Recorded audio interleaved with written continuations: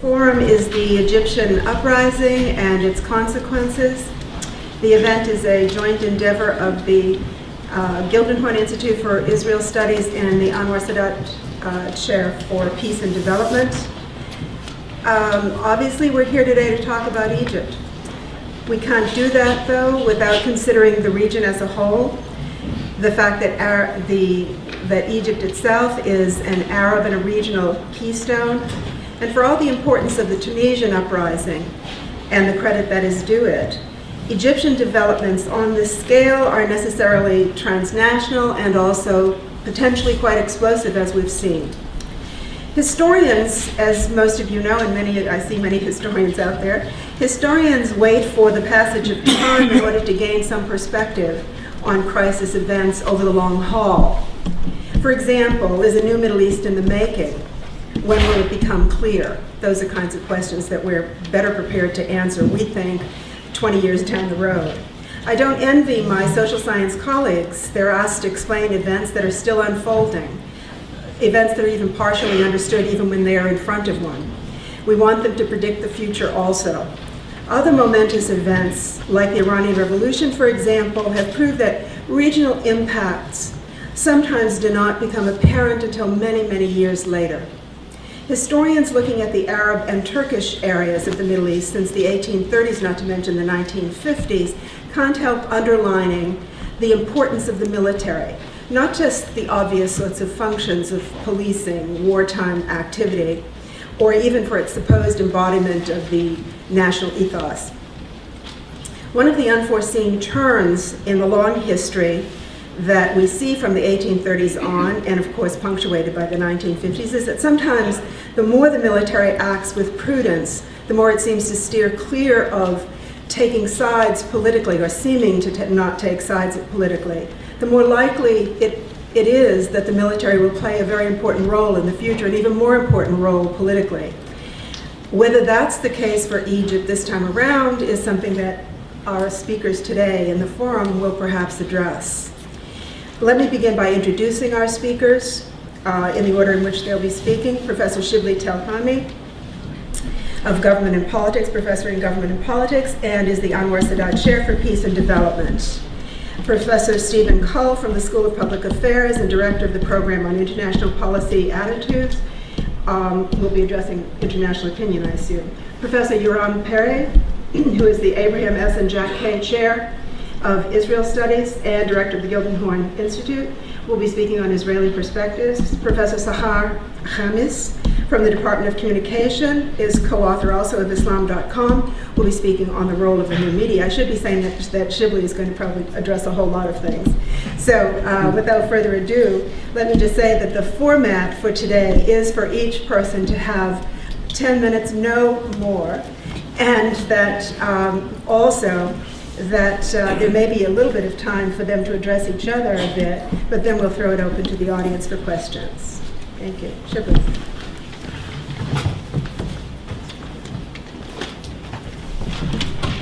Thanks so much. This is really an extraordinary time, and I think if you look at the events of the past few weeks, beginning with the event in Tunisia, these are unprecedented, and I think they're going to unleash a process in the region, the likes of which we have not witnessed maybe ever. The closest thing to it, and it was an entirely different kind of wave, was what we witnessed in the late 1950s and early 60s. But what I'd like to do today is just make a few points. First one is about what we really knew and what we didn't know. I mean, it's clear that the timing of at least the Tunisia uprising, now we call it a revolution because it really succeeded, at least in overthrowing the president, and the uprisings in Egypt, which may turn out to be or increasingly looking like a revolution. And frankly, the timing was not predicted by anyone. It took people by surprise. But we did know a lot, and I want to tell you about first what we knew, and second, why people were surprised. First, we knew a lot about public opinion. I have certainly Maryland has been a leading place in studying public opinion in the Arab world, particularly in Egypt. I started the project of studying public opinion a dozen years ago, really with the wave of the satellite communication starting. And I wrote a project saying I would like to study the impact of the new information revolution on opinion, identity, and politics in the Arab world, because we knew it was going to have some impact. We didn't quite understand it. We needed to study it empirically, so we needed to have some base questions that we compare every year and see how things are changing over time. So we have over a decade of data now that we've analyzed. And one of the things that was clear from the data, certainly from my project, but other projects, you know, the Gallup project, PIPA has been doing a lot. There are a lot of other, Pew has been doing some polling. But even people who didn't do some polling, who knew the region, knew one thing, which is the gap between publics and governments was widening over the past decade. Every single year it was a wider gap on a whole host of issues. In fact, for me, I've always said this and I've written about it, saying the puzzle to me as an analyst about the Middle East was, why haven't people revolted already? It was never about, do people have reason to revolt? That was not a trick. I mean, if you're a social scientist and you looked at all the variables that we were looking at, you'd expect people to revolt. So the real puzzle was, why haven't they revolted? And I'll come back to this, but let me tell you about some of the gap that we discovered. Now, let me begin with one story, which is, those of you who haven't watched the interview with Wael Ghanem, the Google executive who was released from prison 2 days ago, who had an interview on Egyptian TV, which you can now watch as translated, you should watch it. It is a very powerful interview.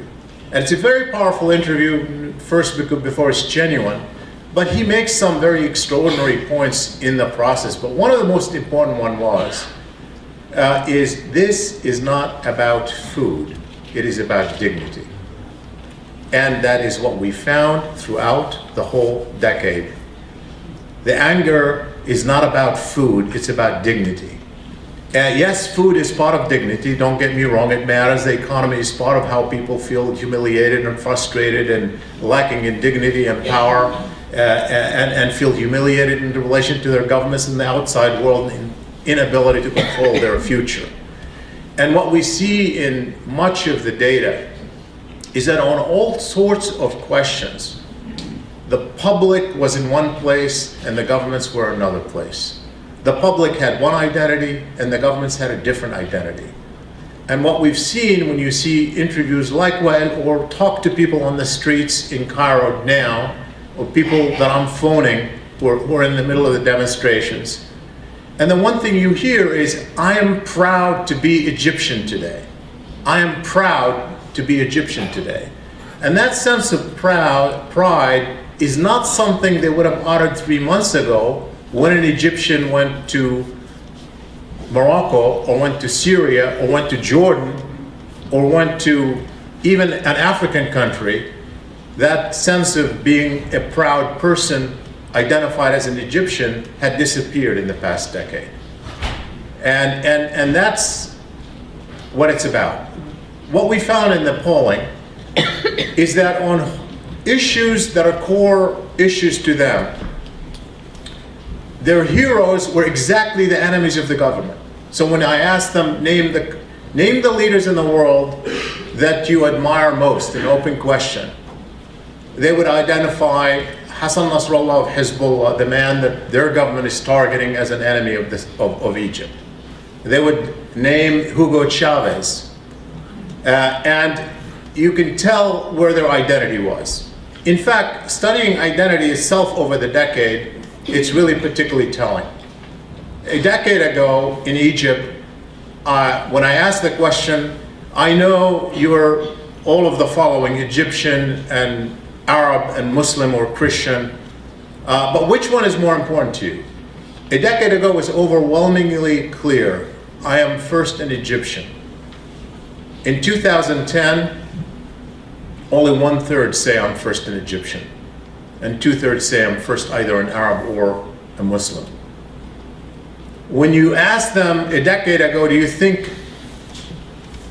that the government should represent the interests of its citizens or the interests of Arabs and Muslims. It was even more overwhelming majority a decade ago that say that the interests of its citizens. Today, it's a different story. In part, this has to do with the fact that people do not differentiate between government and state in authoritarian places. Even the concept of dawla, people refer to the government as the dawla. The dawla, the state, is the government. And so when you're alienated from the government, you're alienated from the state. There was a separation that had taken place for a long time. And in part, it is because of that one issue that I wanted to study from the beginning, which is the media. One of the things that we wanted to find out is that if the transnational media was having an impact on people's notion of who they are. A decade ago, when I asked Egyptians, what is your first source for news? The overwhelming majority of people said Egyptian TV. In 2009, 68% said Al Jazeera TV. In 2010, 84% of the public said Al Jazeera TV is either their first choice or second choice for news. So there's no question that they were not identifying with their governments, and they were not identifying with the media because the media was seen to be speaking for the government. By the way, one of the stunning things today in the newspapers, Al-Ahram newspaper, the most important semi-official government newspaper really, that speaks typically for the government, particularly editorially.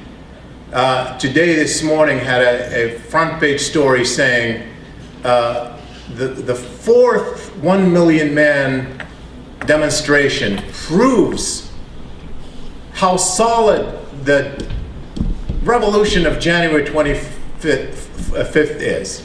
That is unbelievable revolution in the media in Egypt that is happening. We don't know whether it's just individuals that are being empowered and doing it and going against the norm, but it's extraordinary. So there's been a media impact, undoubtedly. Now, all of that we knew. This is not something I'm writing about now. We've been writing about it for the past decade. Every single year it's the same story. So why were people surprised that it happened? Well, they were surprised because of timing. First, you have to remember that those of us who've been warning about public opinion all these years, we knew that revolutions are rare in history. They only happen once in a while. In the Middle East, there was only the Iranian Revolution, really. Even the 52 Egyptian Revolution was a military coup, popularly supported. And so they don't happen very often. That's been the norm. And if you start warning it, revolution is going to happen next year and the following year and the following year, and you get wrong and wrong and wrong and wrong, and people start dismissing you, and then one day it'll blow up in your face, and you can't do anything about it. But there was a real analytical reason why we didn't predict it. The operating assumption, I think, was that in order to have revolutions, it's not enough to have angry people, which is serious. That is that in order to have people make an impact and change the system, they have to organize and mobilize in a way that would impact the system. And in order to have mass political mobilization to make it effective, you have to have organizations to do it. And so governments basically preempted, they minimized the organizations, they controlled them, they monitored them, they arrested, they prevented organizations from getting people to the street. And what happened in this particular episode is that the internet clearly became an instrument. So the information revolution really did two things. On the one hand, it took away the monopoly of information from the government. So people knew more, and they were empowered and inspired by the outside world. The second thing is the spread of the internet created the interactive part that enabled communications and coordinations and organization. And the internet part really only expanded in the past 5 years. That's how new it is. 5 years ago, when I started measuring the internet use. In a sample of 4,000, I didn't have enough users to be able to do any statistical correlations.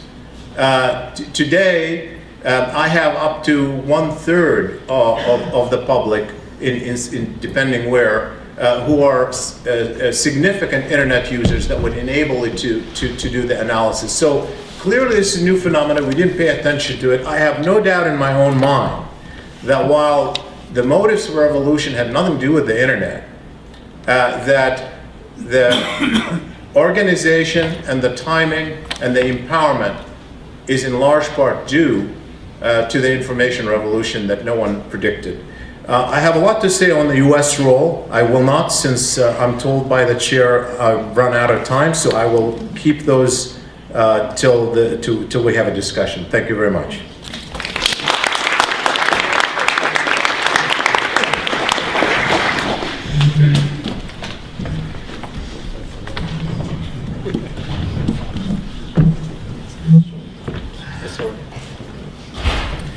Good afternoon. I'm going to try to be techno here, and so far so good. All right. I'm going to talk about Egyptian public opinion. And let me start by saying I think that when we look at what's happening in Egypt, people tend to have two images of what's going on in Egypt. There's one image of the Egyptian people as being supportive of democracy, as being somewhat liberal, secular, and if you hear a lot of things that people are saying when they're interviewed on the streets, there are things that certainly fit into that image. And that elicits the idea that if Egypt keeps moving in this democratic direction, it'll come into a greater alignment with the West. There's another fear, though, that Egyptians are drawn to Islamist ideology, and that if you had a truly democratic country there, that Islamist forces led by the Muslim Brotherhood would rise. They might use the democratic process at first, and then ultimately in power try to impose an illiberal system based on a conservative interpretation of Sharia law. And obviously which interpretation you buy probably has some effect on what kind of foreign policy approach you want for the United States. So I'm going to try to address this question. What do the Egyptian people feel? How liberal are they? How Islamist are they? And I'm going to go ahead and tell you the answer right at the beginning, and the answer is both. First, I'm going to show you the support for liberal democracy among Egyptians.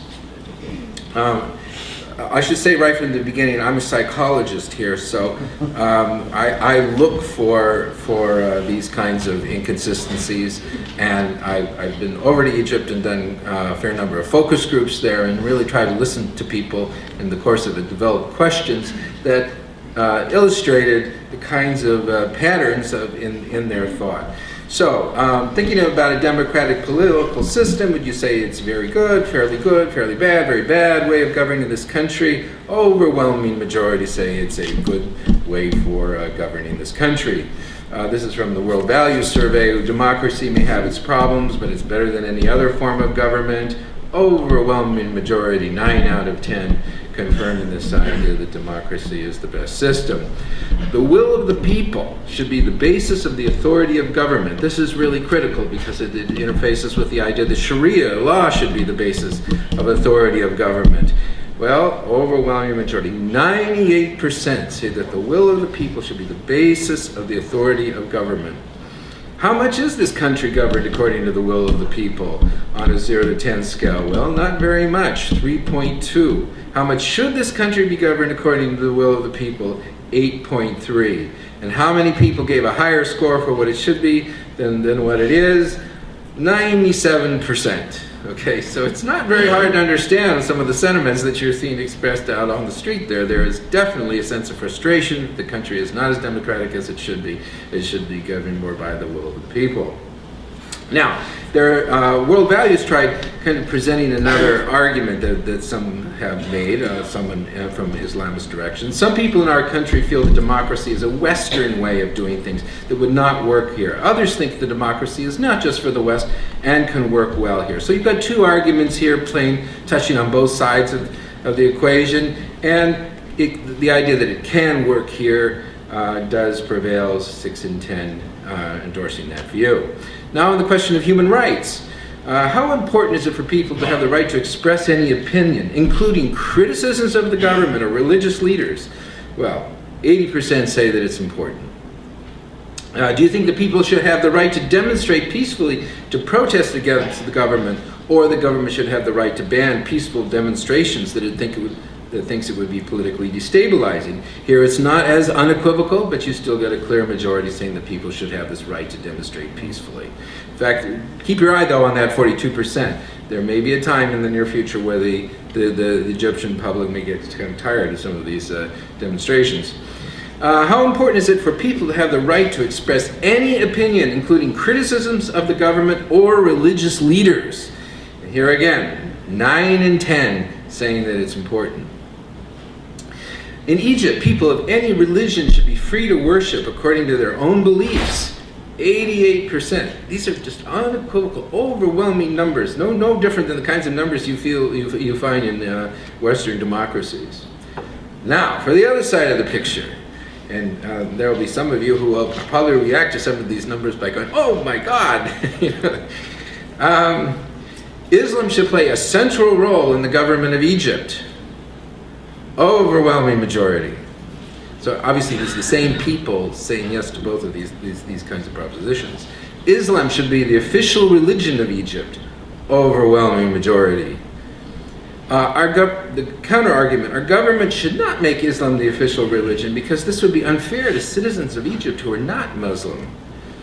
No, I don't think so. Religion should be a private matter. It should not play a role in government. I don't know, probably not. Probably it should play a role in government. But you start eliciting some of these counter-arguments, these liberal ideas that religion should be a private matter, it should not be in the public sphere, and then you start having these more split responses, because it is attractive to some people. Do you think the government in Egypt should be based on universal principles of democracy that apply in all countries, should be based on a form of democracy that is unique for Islamic countries, or should not be based on democracy? Here you have a kind of mixed response, but the largest numbers say it, a form of democracy that is unique for Islamic countries. And this is really critical to the final point I'm going to be making today. On Sharia, which of these statements comes closest to your own point of view? 67% say government should be the only source of legislation. 24% a source, but not the only source. In the way Egypt is governed, do you think that Sharia should play a larger, smaller role? 57% say a larger role. This is a very important dynamic here. There is a lot of political energy built up around the idea that there needs to be more of Sharia in the system. What do you think of the Al-Qaeda's goal? Al-Qaeda's goal to require a strict application of Sharia law in every Islamic country. 71% agree with that goal. So, well, I think you've already seen signs of conflict, but let me show you a few others. All people in Egypt should have the right to change their religion if they choose to. Plurality say, yeah, okay. Most say, yeah, should have a right to. Our government should punish an Egyptian who changes their religion from Islam to a non-Muslim religion, apostasy. There you go. 75% agreeing that they should be punished. On the role of Islamist groups, should they be allowed to organize and run candidates because their ultimate goals should not be allowed because their ultimate goals are not consistent with democracy, an argument that you may have heard, or all people should have the right to organize themselves into political parties and run groups, candidates including Islamist groups. And here again you have this sort of divided response. It leans in the direction that Islamist groups should be able to participate, but there are some reservations that some Islamist groups may not be as democratic as they should be. Do you think that in this country the media should have more freedom, less freedom, or the same amount of freedom? Well, 64% say more freedom. You think the government should have the right to prohibit certain political or religious views from being discussed? Divided response. So you see this complexity. Now, but coming back to the core question, can Islam and democracy be reconciled? Are these in a sense incompatible? And for this, they're actually straight up, do you agree democracy is compatible with Islam? Overwhelming. Somehow we can do it, right? Somehow it can be done. Well, the argument, democracy is not compatible with Islam. It makes people the source of law rather than the Quran. This is an argument Al-Qaeda makes regularly in their denunciation of democracy, and people know this argument. And nonetheless, it's rejected overwhelmingly. Democracy is not compatible with Islam. It makes people the ultimate sovereign rather than God, another formulation that has sometimes been made, and it gets the exact same numbers.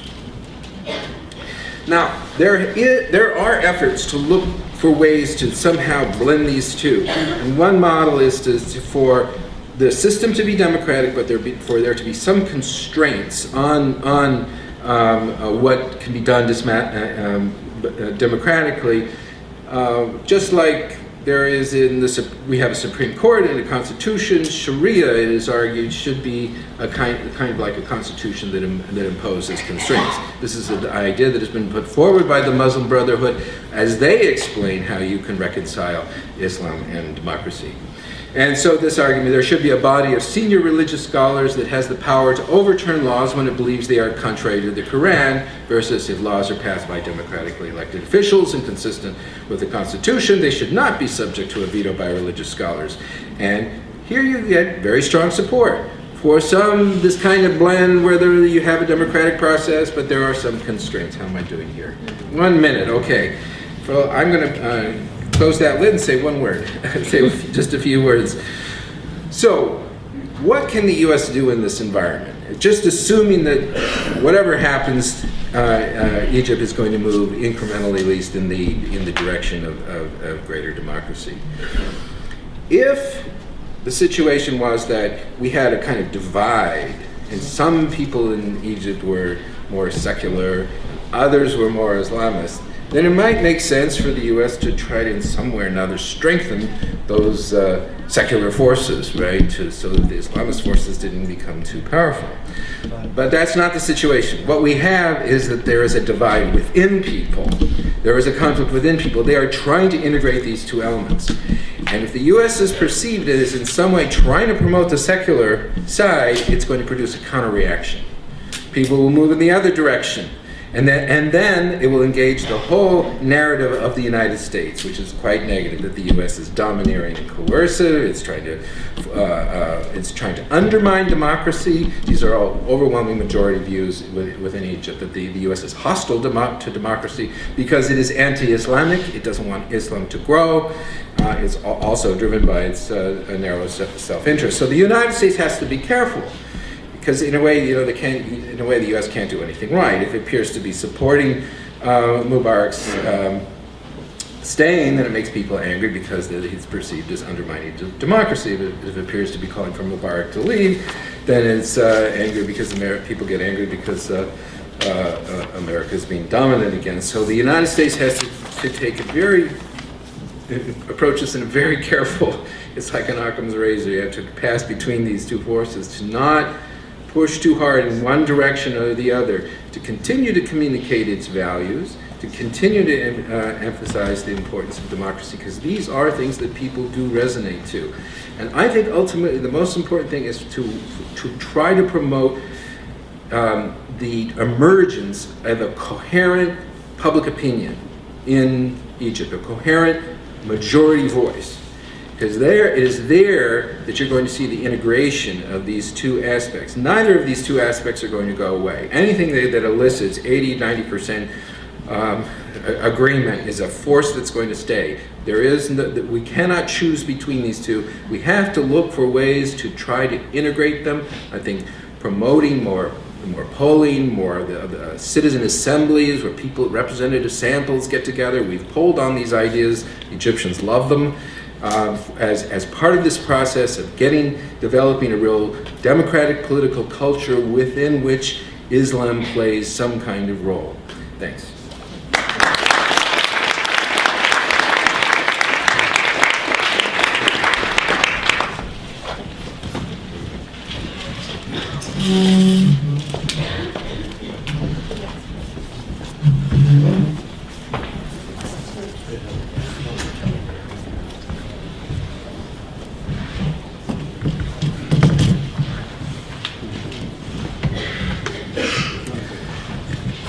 Fascinating stuff, Stephen, which helps me to get into my perspective, which is the Israeli perspective.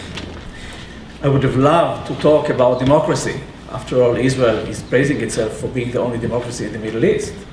And I would love to spend 10 minutes to talk only about democratic values and the rest of it. But unfortunately, I want to present to you today the public opinion in Israel, or the position, both the public and the political class. And they don't talk so much about democracy, they talk about the Middle East conflict. And the question is how the developments which we were witnessed in the last month or so will have, what impact it will have on the Middle East conflict, and particularly the Israeli-Palestinian conflict. So first of all, the developments did surprise everybody in Israel, including the intelligence community.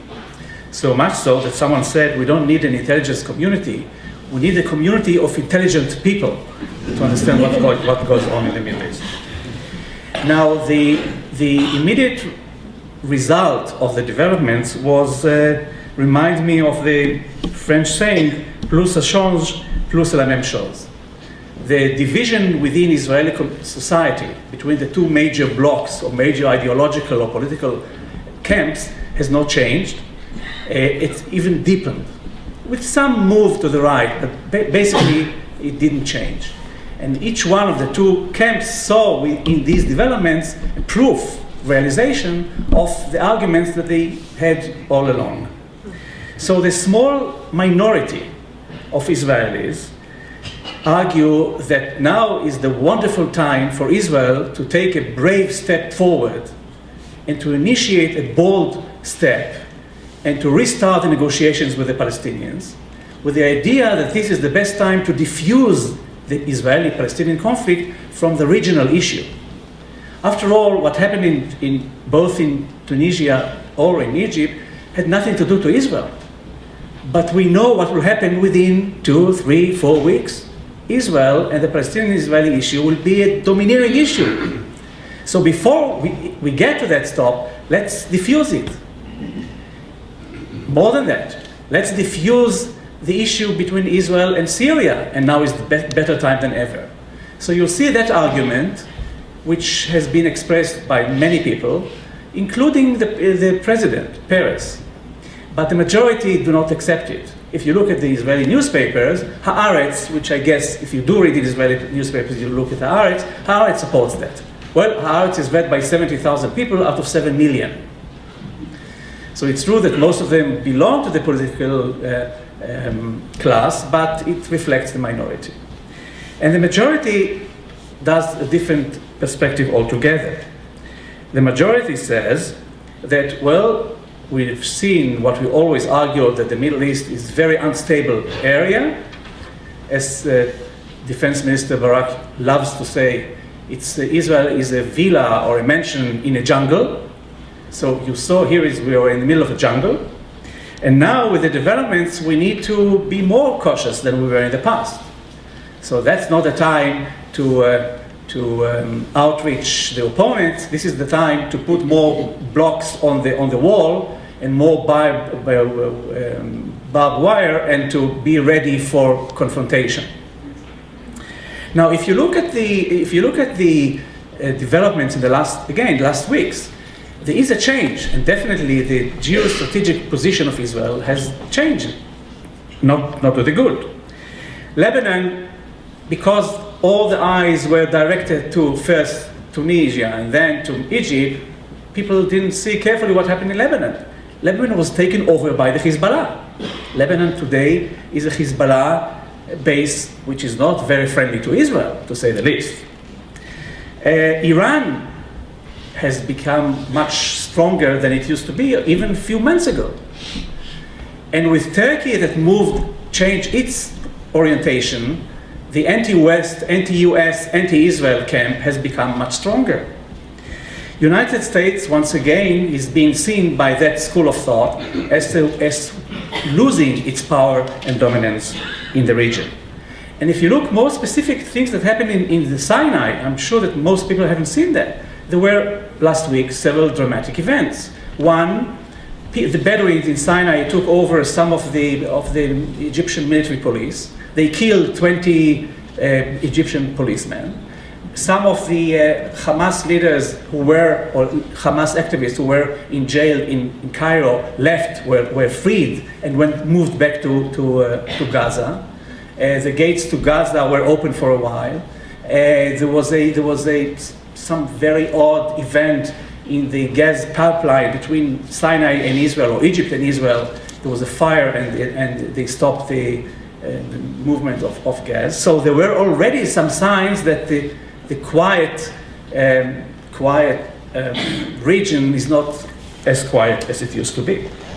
And then you have the major question, of course, and that is concerning the future, which we all know, and that is what will happen if there are elections, if there are free elections, if there is more liberalization, and if the Muslim Brotherhood will not become the strongest power, not because they are supported by the majority of the people, but because they are the most organized political group.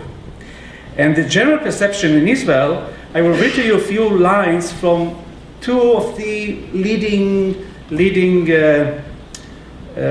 commentators in Israel that express that position. The naive voices in Washington and elsewhere in the West demanding a transition to democracy are ignorant of the fact that in Egypt, the only alternative, well-organized political force to be ruling government is the Muslim Brotherhood.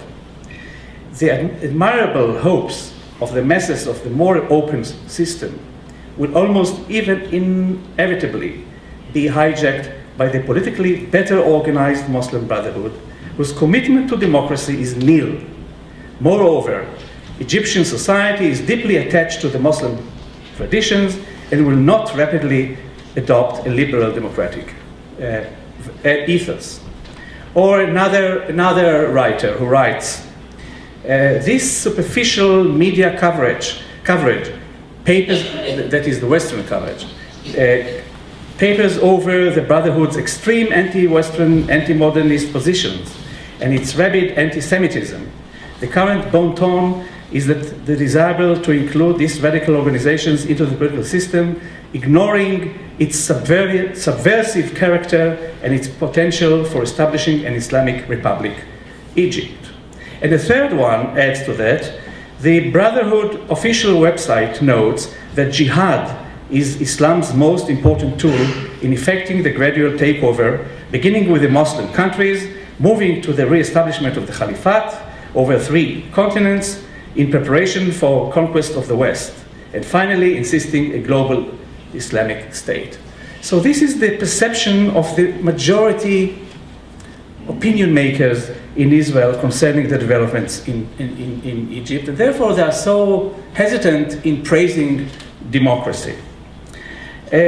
Now, the other attitude is towards the United States. So many Israelis, again, not all of them, but the hegemonic position in Israel was very critical of President Obama and his policies in the Middle East.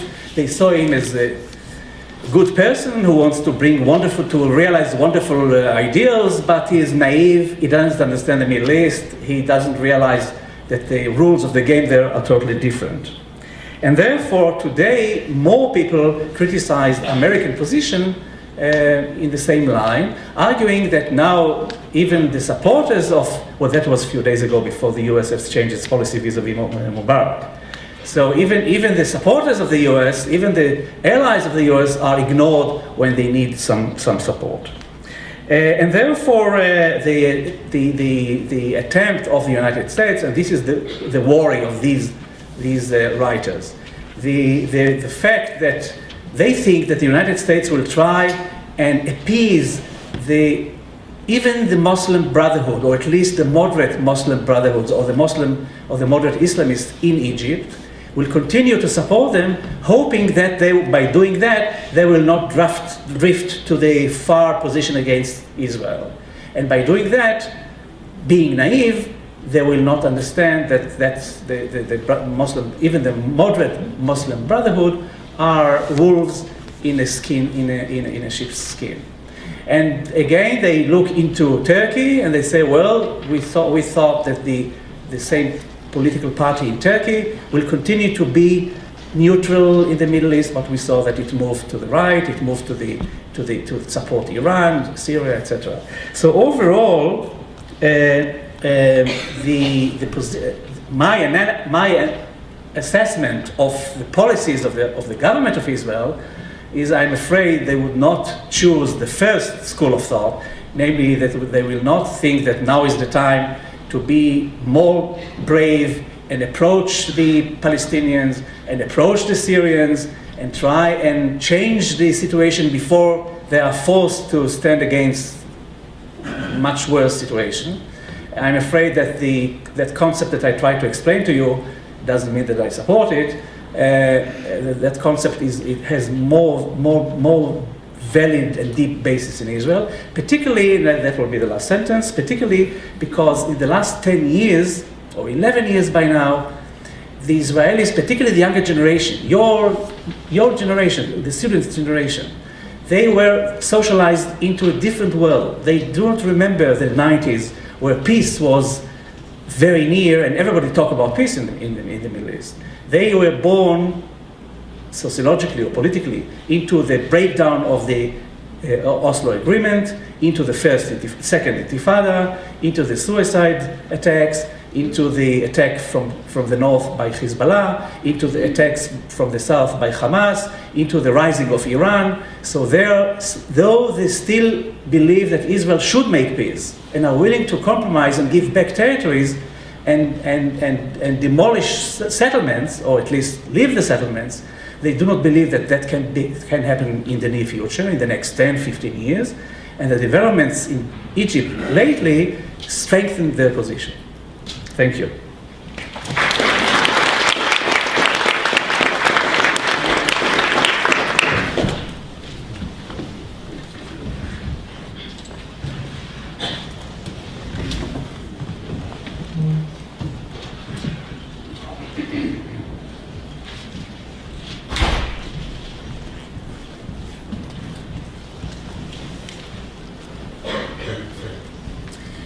Good afternoon, everybody. It's an honor and a pleasure to be with you this afternoon in this great and timely panel on the Egyptian uprising.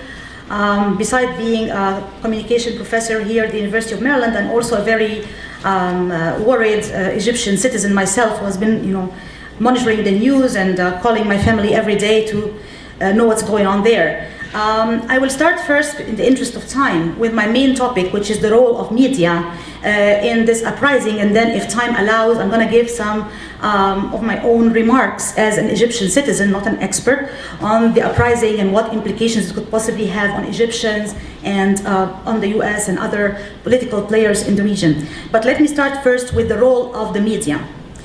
One of the main catalysts for political change in this political uprising in Egypt has been the changing media landscape that has been transforming itself in the Arab and Muslim world. It is no secret that there has been two phases that can be distinguished from each other.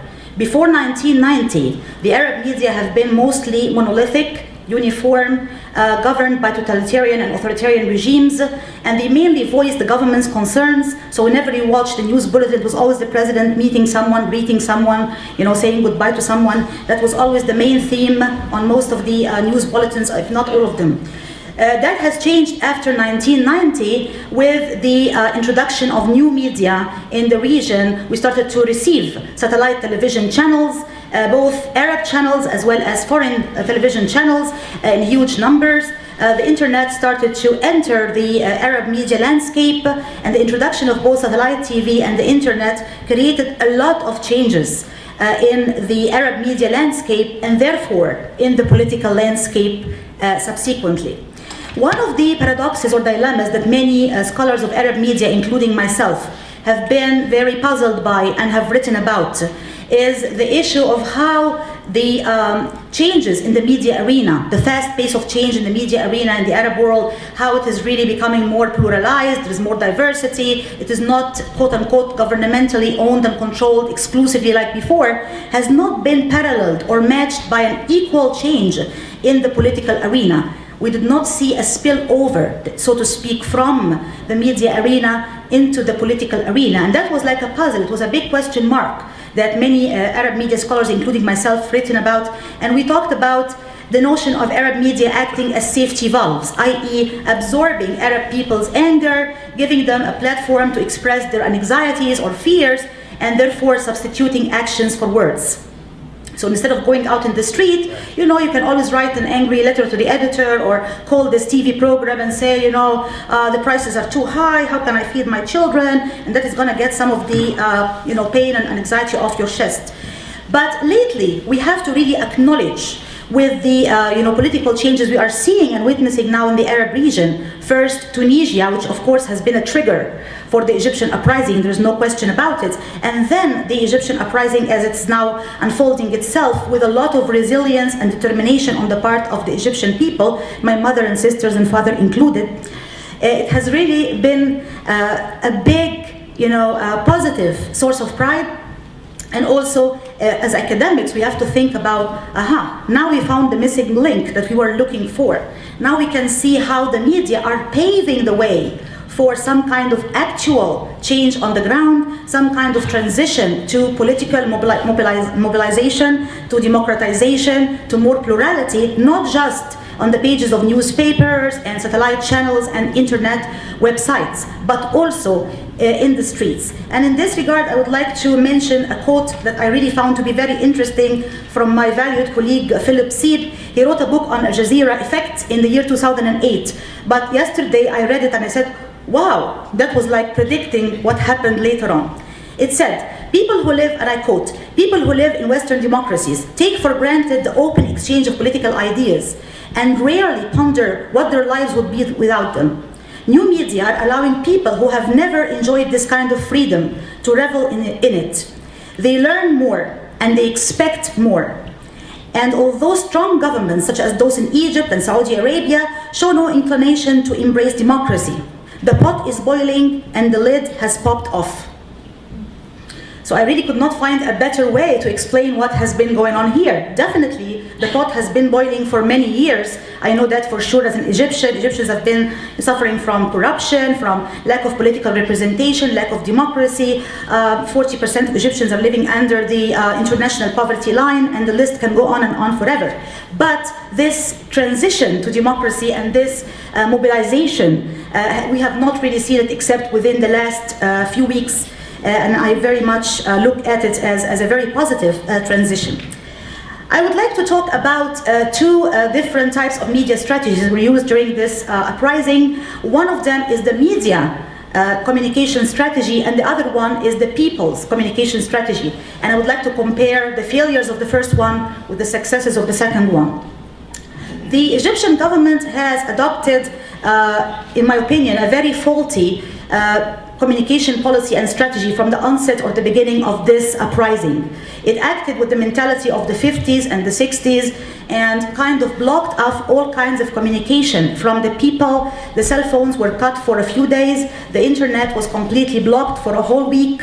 It's like, pushing down what they call the kill switch. So basically like shutting down everything. As a citizen here, I was not able to get hold of my family. For a few days it was completely horrible, not being able to check on them and see how they're doing over there. Did this kind of curb the uprising? Did it kind of put it back? Did it decrease people's enthusiasm? Absolutely not. It did exactly the opposite. It backfired. Because some of these activists and young people who were really the organizers of this whole uprising, the young people, the educated youth, the people on the internet behind the screens, they were really the blood of this uprising. They are the real people who really created this kind of mobilization and should be given credit for it. Not any political party, not any political group, not the Muslim Brotherhood, not any other faction. It's these young, educated people behind their screens blogging and tweeting and posting stuff on Facebook. The blocking of information did not decrease their enthusiasm and zeal to go out in the streets. Quite the opposite, it backfired, because they are now not able to find out information, they're not able to find out what's going on. So they took out to the streets in larger numbers. Now that I cannot find my friends on Facebook, right, I'm gonna go out to Tahrir Square, and I'm gonna find everybody there, and we're gonna join hands and say, down, down Mubarak. And that's exactly what my sisters and many, many young women and men did. And by the way, women are playing a vital and admirable role in this uprising. You see all of these young women, veiled, unveiled, face veiled, you name it, and they're all shouting slogans and leading protests like women's power. I'm so proud. This is really great. And also part of the government's failure, of course, is that it combined the suppression of protesters and demonstrators out there in the streets of Cairo, sometimes to a level of brutality that is really very objectionable. More than 300 people have been killed, thousands have been injured, 500 have been missing. They also coupled this with suppression and oppression of media people. Many bloggers have been detained, many journalists have been jailed. Just like Wa'il Ghunaim that Dr. Telhami was talking about, the guy from Google, other journalists and bloggers were detained and were jailed by the government. Many people were taken in for questioning and investigation. And of course, it is no secret that foreign journalists, like CNN correspondent Anderson Cooper and other very famous and big names in the field of media reporting, even Western journalists, reporters have been cracked down on and have been hit and hassled on the streets of Cairo. The offices of Al Jazeera channel has been closed down. The director of the office of Al Jazeera has been detained. And why is that the case?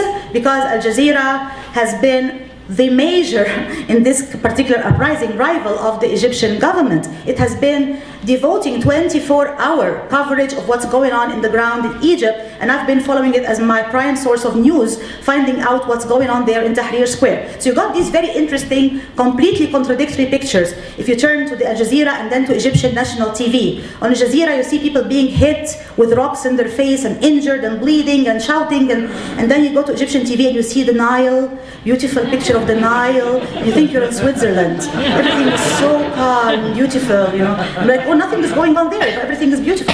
So this, kind of really effort on part of the government to kind of block any kind of information, block any kind of real pictures of what's going on in the ground, was deliberately meant to kind of curb the uprising. The shift that happened lately by opening up more room for freedom in Egyptian media, allowing some opponents to appear sometimes on TV, although I don't know how manipulated or orchestrated this might be. I have my doubts about it, trying to give more space in the media or in newspapers or television for some opponents to speak, and for the first time showing Tahrir Square in Egyptian TV channels, which was like, wow, Tahrir Square is here. So that was really a shift in the policy of the media. I think it was a result of international pressure, because it's no secret that, for example, Secretary of State Hillary Clinton said, violence is not gonna quiet these grievances.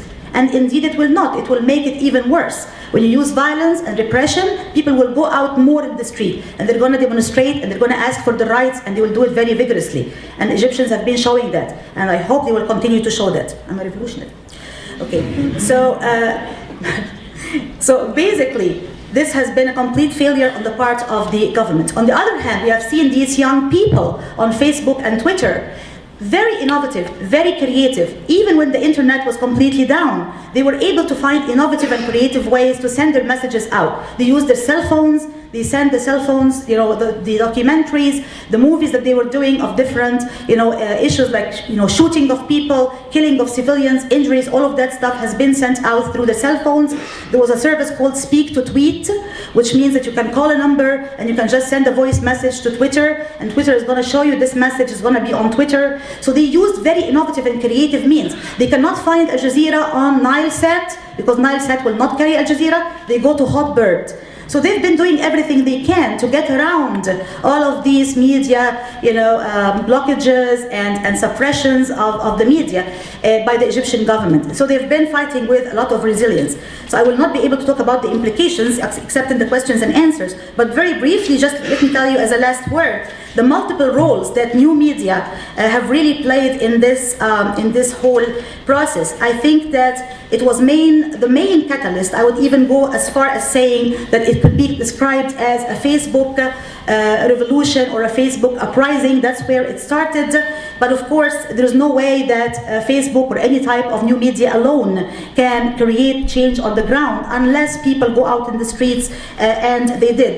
We can say the new media were #1 catalysts for change by paving the way for this political transition in Egypt. They were also organizational tools because young people and different groups of youth were able to organize and coordinate their acts together and their agendas on Facebook and other websites. They were platforms for expression for different groups of Egyptians. They were channels for civic engagement and civic participation, and this is very important because that's the missing link. They offered the link between people behind their screens and people out in the street for the first time, creating this civic engagement and civil participation. And finally, it was a forum for a new form of citizen journalism by allowing people to post their own videos and to upload their own videos and movies and accounts of what was going on in the ground. So I would say the Facebook revolution started, and I don't think it's going to go back. Egypt will not go back to what it was before January 25th, as President Obama said. Thank you very much.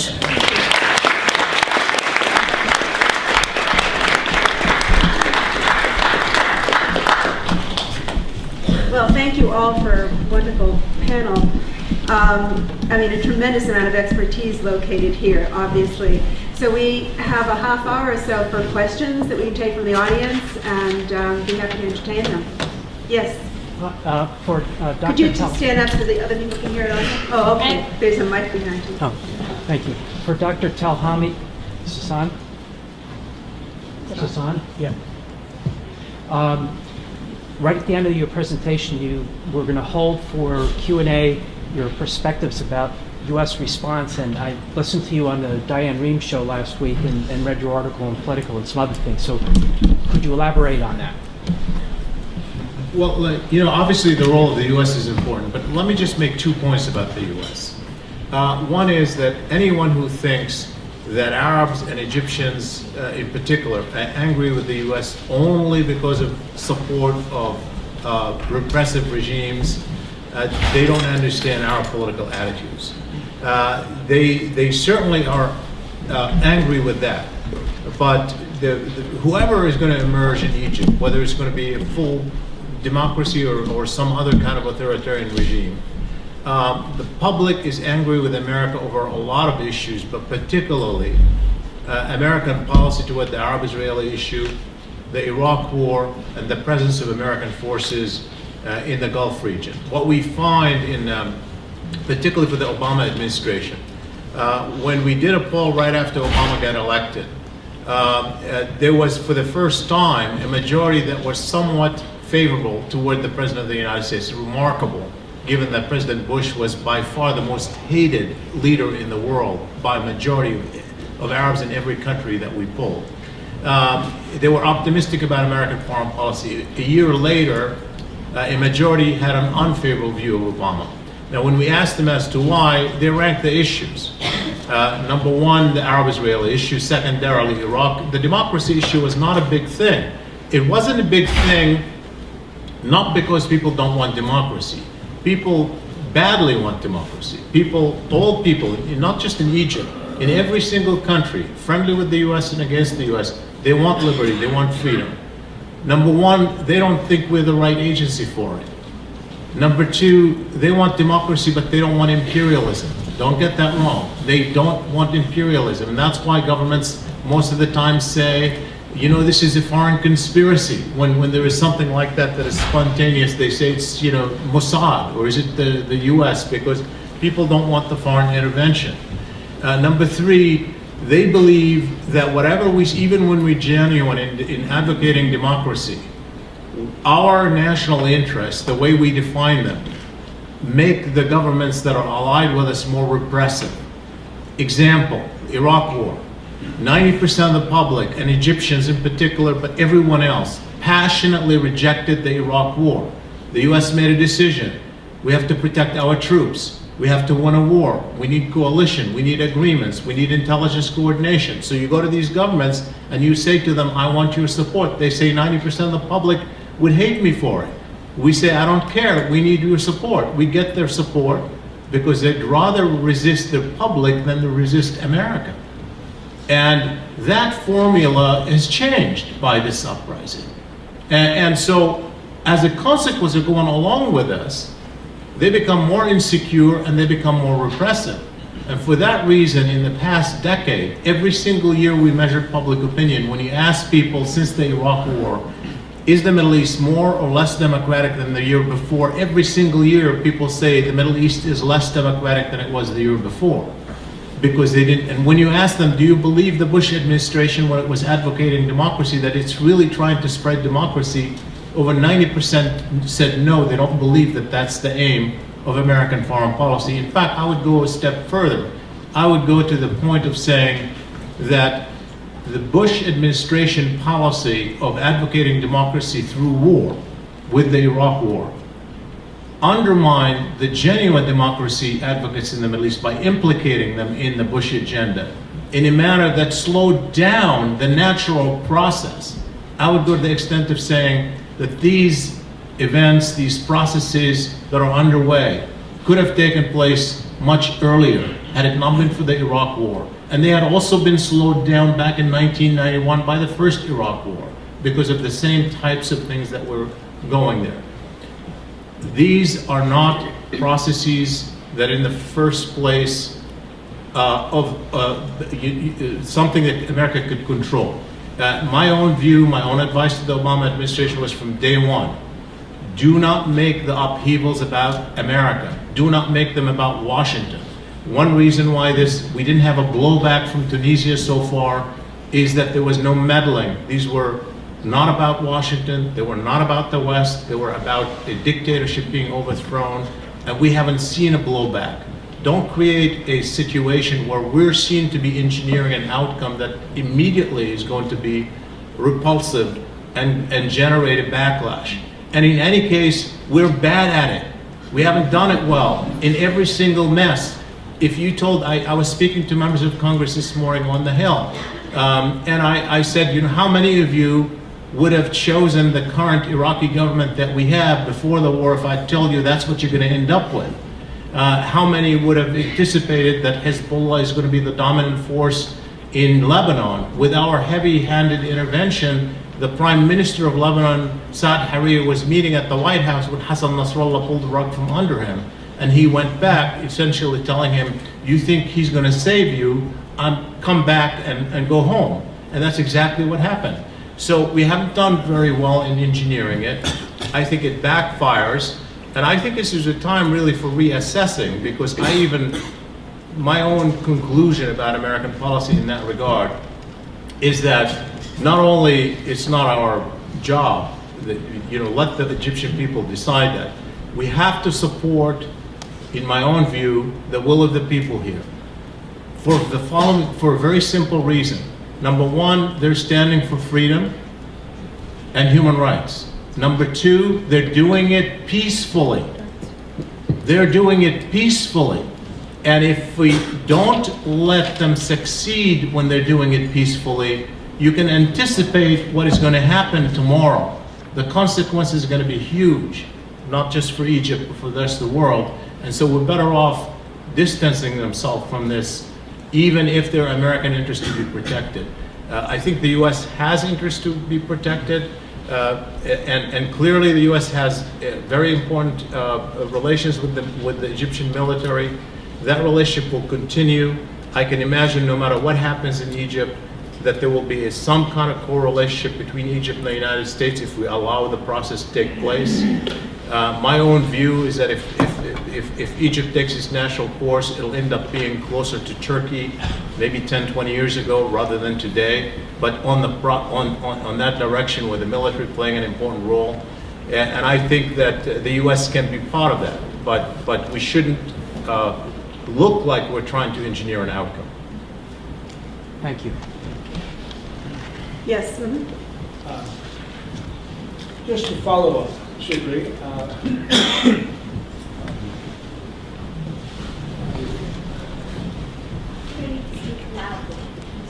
Don't speak very loudly. Follow it, Shibley.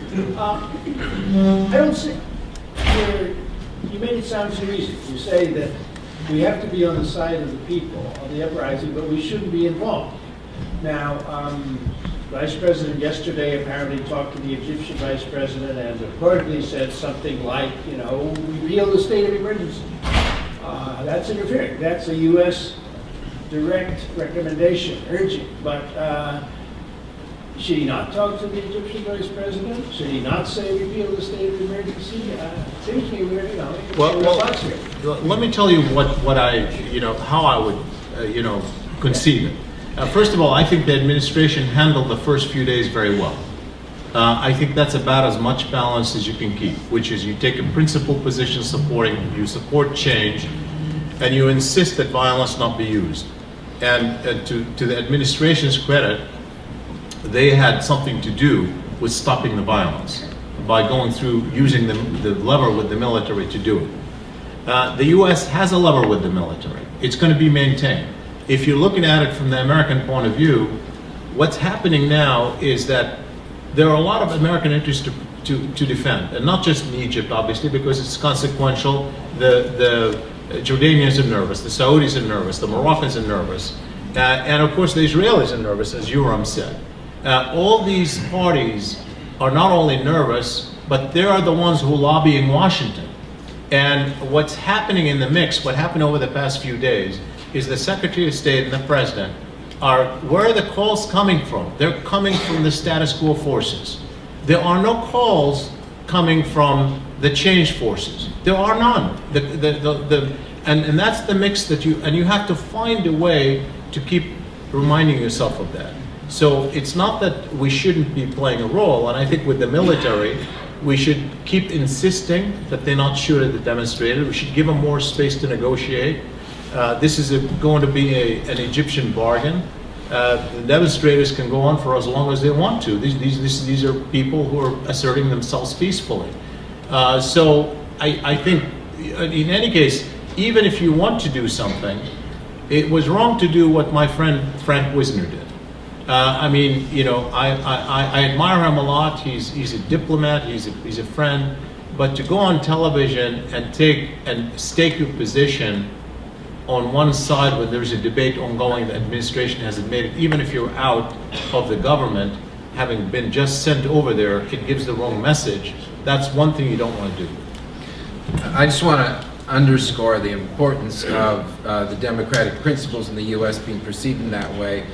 A core complaint about the United States is that it doesn't live up to the principles that it puts forward. That's the theme of a book I just wrote on why Muslims are mad at America. There's this sense of being betrayed, and anything that implicit in this is an attraction to the United States. It's a sense of bonding with the United States, and Egyptians have ambivalent feelings about the U.S. It's not simply negative. So I don't think there's any way we can do nothing. The key thing is for us to approach it in a way that is affirmative of democratic principles. We have a real opportunity here to change America's image, not just in relation to Egypt, but in relation to the entire Muslim world. I want to get Steve in the back. Yes, in the back. Thanks for primary presentations on the crisis. I would like to make a very brief observation, and then I'll ask my question. I was wondering how much we know about Egyptian economy. Somebody mentioned that 40% of Egyptian youth are below poverty line. The question of democracy, Islam, or peace, any other things, whatever you say, the question is, who can give me food on my plate? The way we raise question in this country, give me a job first, then talk about reform. And that is going on in every Muslim countries or in every developing countries. And I think that's the big dilemma for US foreign policy. A Mubarak, a leader who is the owner of the $40 to $70 billion, is one of the richest persons in the world. America has been given $1 billion foreign assistance for the last 30 years. Yes, He protected the peace. He did not generate any war between Israel, Egypt, and other Arab countries. On the other hand, he was not good for the people. So this is the question for us and for the United States government, that what should be the guidelines of the foreign policy? Do you know today that Mubarak is corrupted? Or did you know before 10 years or 15 years, 20 years that this thing could happen? How we can make the prediction about this kind of crisis and try to avoid the bloodshed, what is happening in Egypt, and try to see the better future? Well, we have a lot of information about the economy. At the macro level, the paradox of the Egyptian economy is that it's been growing at a reasonably robust rate, actually 4 to 5%. But what is obvious is that it's been growing, but the gap between rich and poor has only expanded. And we know that not only in terms of looking at the measures, in terms of how society is differentiated, but also in terms of polling that has been done about the attitudes of the public. Like the Gallup poll has been polling to see which segment of the public are actually satisfied, which segments are not. The top, I think, 10% of the income level is satisfied. Below that, Egypt is ranked among the most dissatisfied public of any of 150 countries measured, and least optimistic about the future. In fact, it was comparable to the Palestinians under occupation, which is quite remarkable for a major country. That's according to Gallup polls. Comparable to Yemen, which is another disastrous place. So despite this image of growth at the macro level and also for some of the elites, there's been this gap that is part of the worry about the accusations of corruption and the rise of this zillionaire class in Egypt, while people at many people are below poverty line. There's no doubt about that. But we don't have a good theory that says bad economy, therefore revolution. We've seen that in many places. We know it's an element of dissatisfaction, of anger. We've seen many food riots. This is not the first one. Egypt has had many food riots. In fact, one that preceded the Camp David Accords. Some people even attributed Sadat's move toward peace, because of food riots of 1976 in Egypt. But there is no evidence that at the core drives people to revolt to change the system. It tells you about anger. And so the argument has been, and the polling that we see in terms of public attitudes, economy matters, no doubt, somewhat correlated with anger toward the government.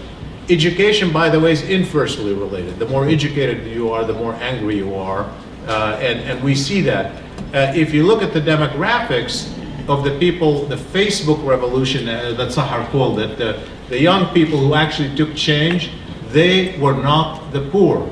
This guy, Wael Ghunaim, as he said, all of the people with me were like me, well-educated, has a master's, he's a Google executive, he's got a fancy apartment in Dubai, he's richer than the vast majority of Egyptians. He could have lived his life the way he is, and so could his colleagues. So the empowerment to create a revolution and mobilize and get out and risk your lives is only partially correlated with poverty. Poverty isn't always, or most of the time, not the only or maybe even the principal reason why people revolt. Yeah, over here and then over there. Yeah, young generation. All right. Just to say, to remark, I'm Israel, and I want to ask whoever, mostly on the Egyptian side or American.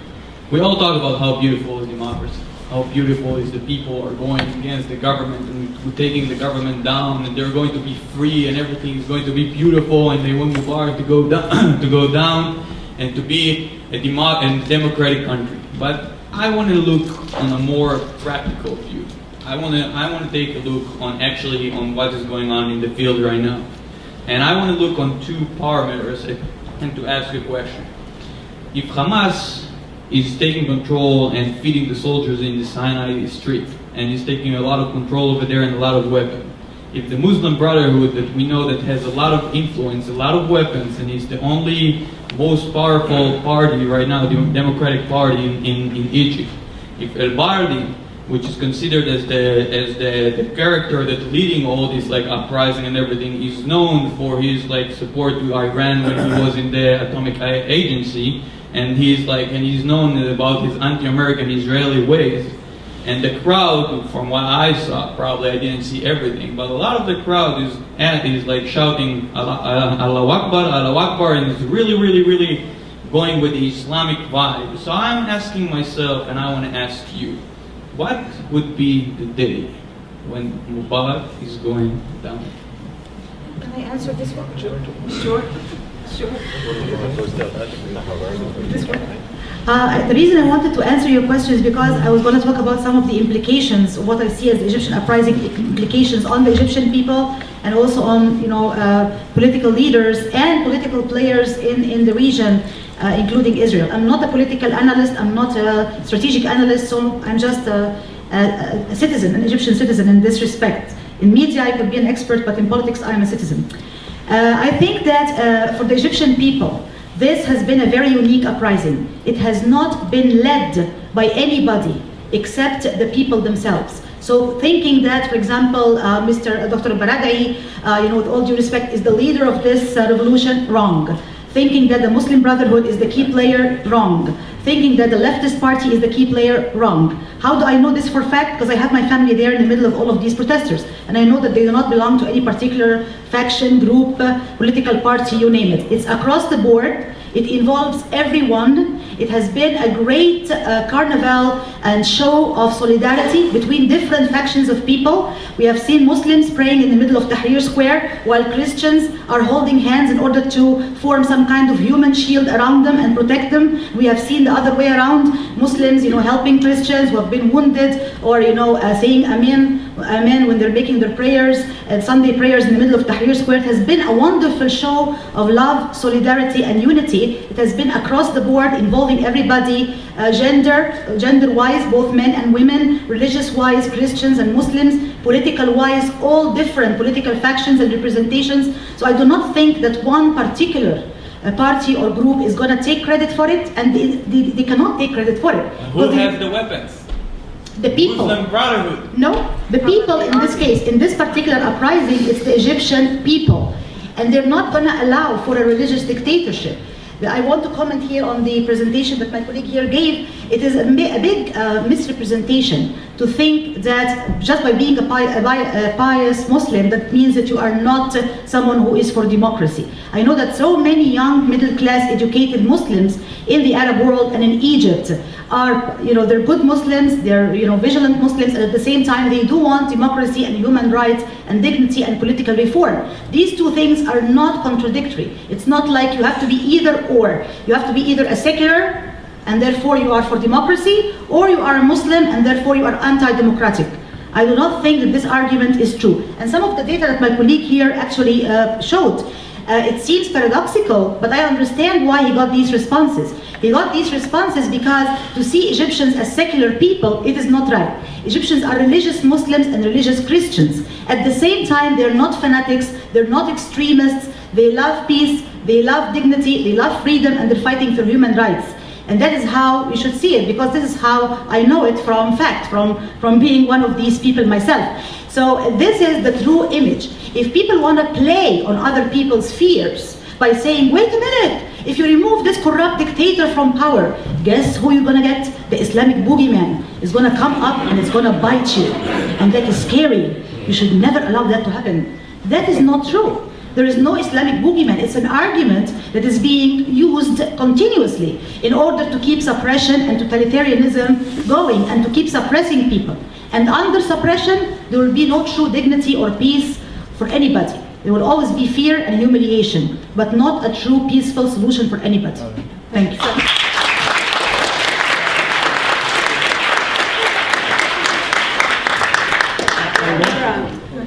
I want to support you, Sahar, on one point that you raised concerning the results of the poll that you did in Egypt.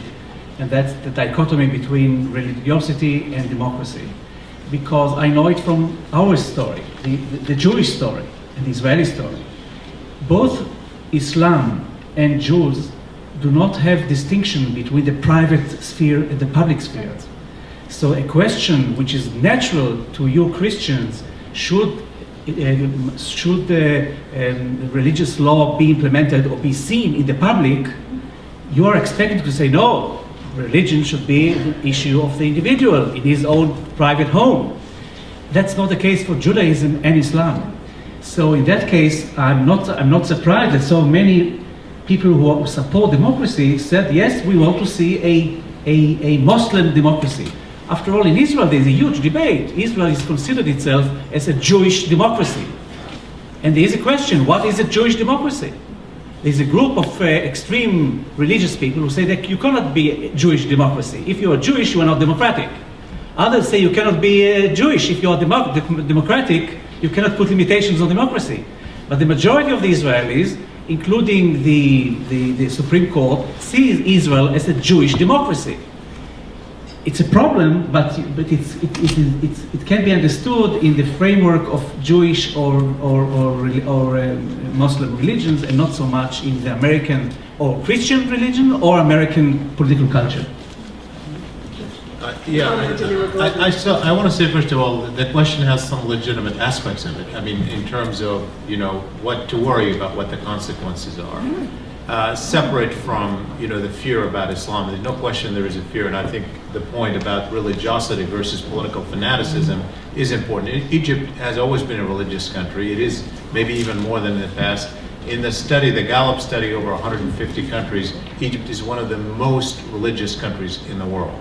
If not the most religious country in the world, in terms of people say that they have, faith or they consider themselves religious. So religiosity has nothing to do with fanaticism. It's always been there in the Middle East. And if you look at it actually over the century, the Middle East has become less religious, not more religious. So politics and religion are not, you can't draw the same boundaries. Muslim Brotherhood in particular has actually been relatively peaceful. There were offshoots that were militant. The disagreement with it, to the extent that you can have a disagreement, is whether they'll be tolerant of others or not. It's really about Egypt, not about militancy. It's about whether they're going to be democratic or not, whether they're going to be tolerant to other views. That's a legitimate question to ask, but it's not about militancy. They have not been militant. Actually, they've been, in fact, even Arab intellectuals and revolutionaries consider them too peaceful to be part of the revolution, consider them to be the opiate of the masses, people who held back the change. So I don't think that's really, and the Allahu Akbar's chant, by the way, that you mentioned as an evidence of fanaticism, it's got nothing to do with fanaticism. This is a contextual, chant that is really equivalent to "we shall overcome" more than anything else. In fact, the Arabic form of it often translates "God is great," but it actually means God is greater, and it's usually contextual, which means if you're a devout Muslim, or even most Arabs in general, if you're facing a challenge and it's overwhelming, you say, we shall overcome it. God is greater than the challenge. I have God on my side. And sometimes you can even chant it when you're listening to a fantastic singer that you almost want to worship her or him, and you say Allahu Akbar. Remind yourself God is greater. That I be a little modest about humanity. And so it's a religious concept. Most of the time it's a beautiful concept in empowering, and also there's a humility in it as well that had nothing to do with the war chant or fanaticism repeated by secular people and religious people alike. And sometimes these things are so taken out of context, it shows how much fear we have of the unknown when we see these pictures and we lump them all together. Okay, that's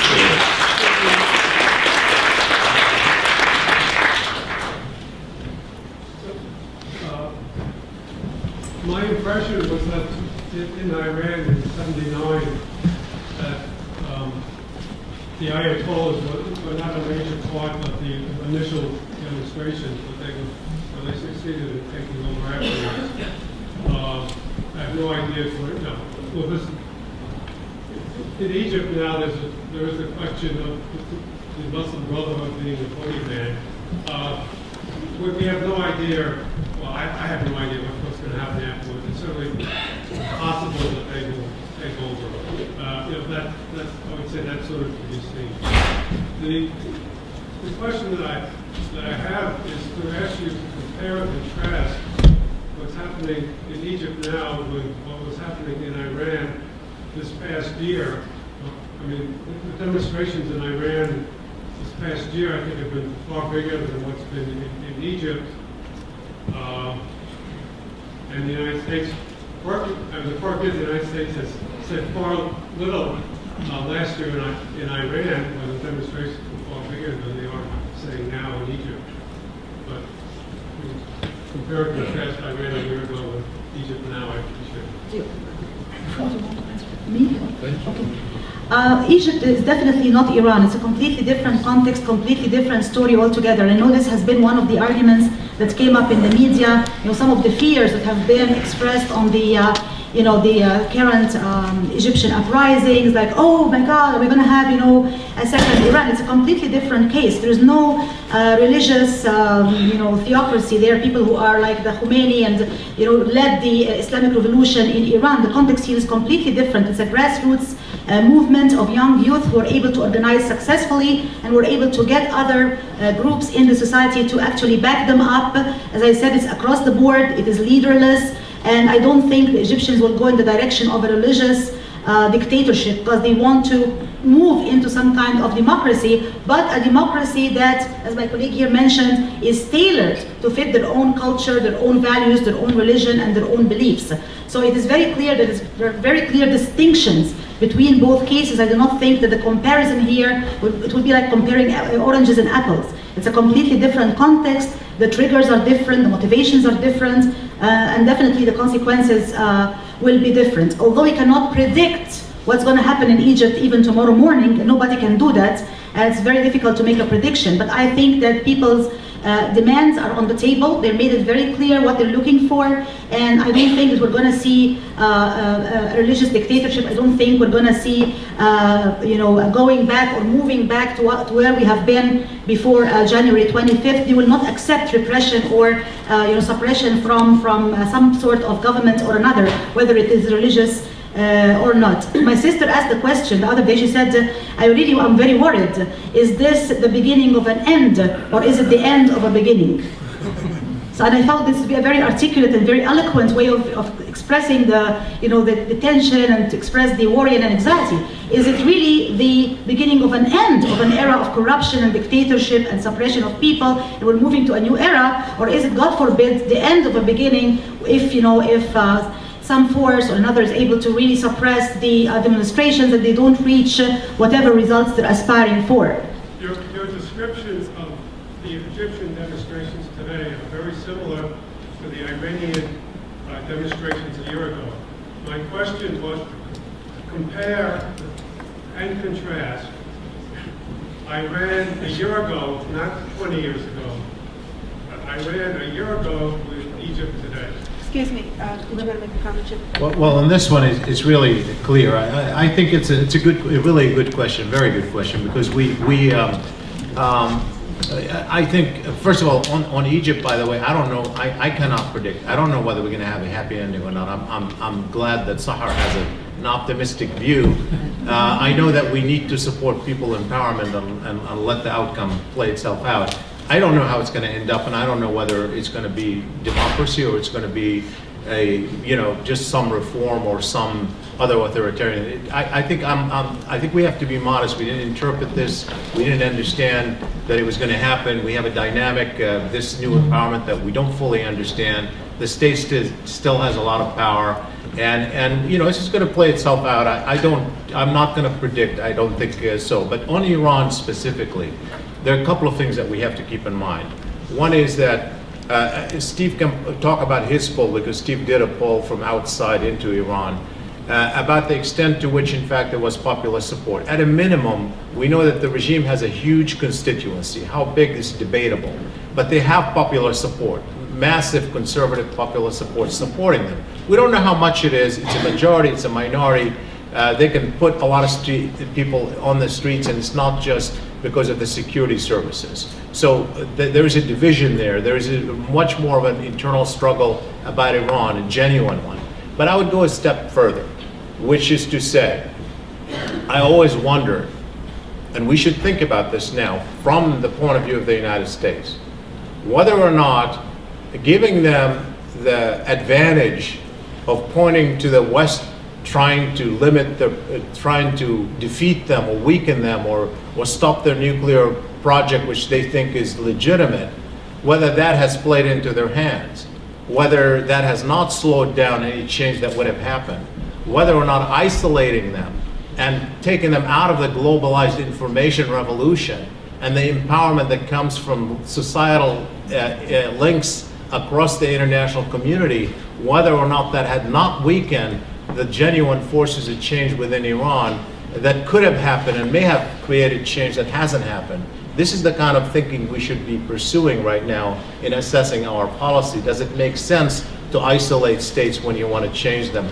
Tell me the last time we were able to change the government in Cuba after all these years of isolation. We really need to rethink that.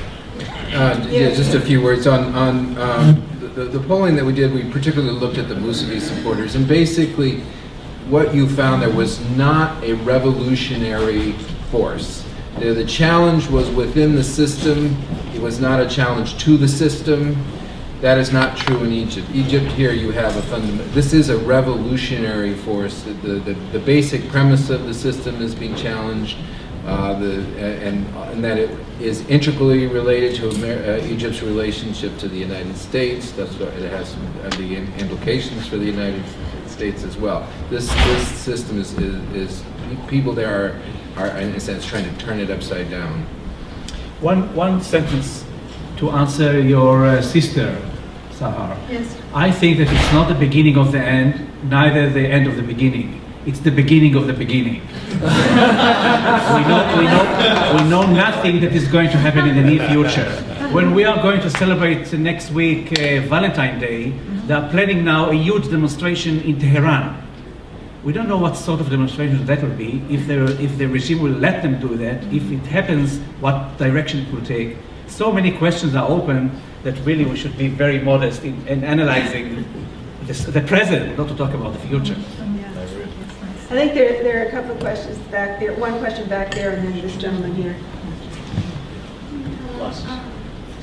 Mine's the last about Israel and Palestine situation.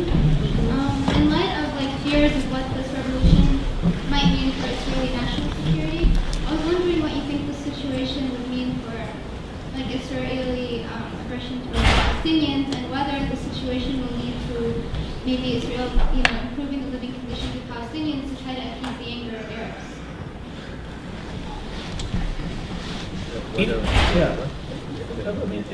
I think that the issue was really whether the peace negotiations will continue or not.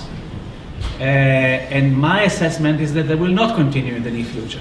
I would be very happy to see that they are being resumed, but I don't think it will happen. So if things remain as they are, the situation on the ground, both for the Israelis and for the Palestinians, will remain as it was in the last 5-10 years.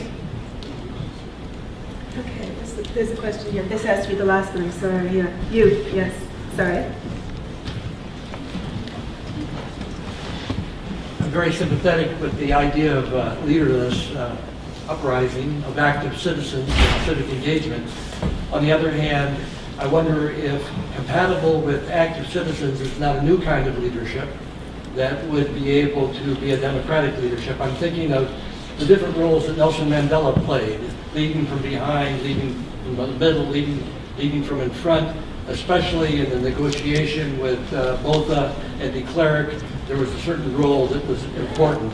Is there the possibility of a new kind of leadership emerging? Yeah, I think that we can see some evidence of that. The fact that there are so many different opposition groups and so many different factions, there is some kind of heterogeneity behind the homogeneous of the uprising, if you like. So on the outside, yes, it's homogeneous. As I told you, it is across the board, it is leaderless, all of that is beautiful. Of course, within this uprising, there are so many different groups and so many different players. And some people have been saying, well, is this a strong point? Is it a weak point? Will this weaken the uprising? Will this put an end to it? Because it's no secret that, they did not all share similar positions on every issue. For example, should we negotiate with the existing regime? Should we talk to the vice president if he invites us for talks? Or should we just boycott everything until all our demands are met, especially the fact that the president himself, leaves and that there's a complete, total change of government? What we have seen is that some of the weaker, existing political parties that do not really have a very big popular base are the ones who rushed to the table to talk to the vice president when he called for, somebody to talk to. Right? And the Muslim Brotherhood, some of them went to talk. I think it's because they wanted to gain some kind of quote-unquote legitimacy. They've been a banned group and still are a banned group. And I think by sitting on the table with the vice president, they might get some kind of, legitimacy of being a political player, just like everybody else. However, the speaker from the spokesperson from the Muslim Brotherhood came after this meeting and said it was not a very fruitful meeting. None of our demands were really met. The people who did not rush to the table are the true, I think, pulse of this whole uprising. The young, educated, middle-class activists who started the whole thing on Facebook pages. They are the ones who waited and said, wait a minute, should we really go to the negotiation table? Our requests are not met. The president is still there. Everybody is telling him leave. We said it in Arabic, in English, in French, in Hebrew. He's not listening. So why should we go and talk to the vice president? There is no point in doing that. And they were afraid to actually nominate some representatives from among them because they did not want this to be a confiscation of the uprising. They said, we are all leaders of this uprising. These demands are everybody's demands. So we see here are different divisions. And it's not a unified position whether to negotiate or not to negotiate with the existing regime in Egypt. But I think that these young people will find a mechanism, hopefully, to produce some group of young people who will speak on their behalf and kind of convey their messages to the insiders as well as to the outside world. That's what I'm hoping to see. Okay, that has to be it. Thank you. Thanks to the panel.